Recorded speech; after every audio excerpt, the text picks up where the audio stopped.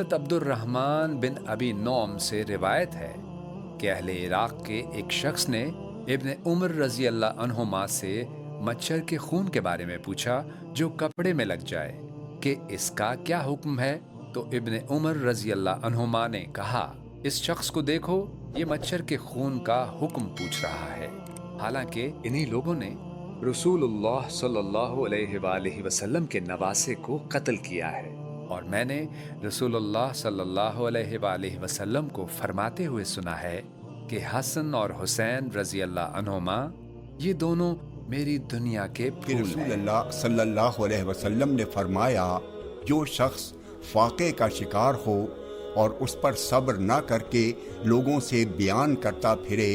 تو اس کا فاقہ ختم نہیں ہوگا، اور جو فاقے کا شکار ہو اور اسے اللہ کے حوالے کر کے اس پر صبر سے کام لے تو قریب ہے کہ اللہ تعالیٰ اسے دیر یا سویر روزی دے۔ اور میں نے جنات اور انسانوں کو اس کے سوا کسی اور کام کے لیے پیدا نہیں کیا کہ وہ میری عبادت کریں۔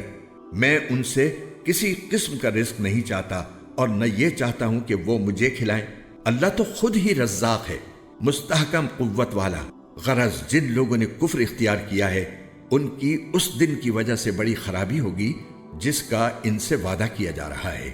صلی اللہ علیہ وسلم نے فرمایا، جس شخص نے اپنا غصہ روک لیا جبکہ وہ غصے کے مطابق سختی نافذ کرنے کی طاقت رکھتا تھا، اسے قیامت کے دن اللہ تعالیٰ سب مخلوقات کے سامنے بلا کر اختیار دے گا کہ جون سی حور چاہیے پسند کر لے۔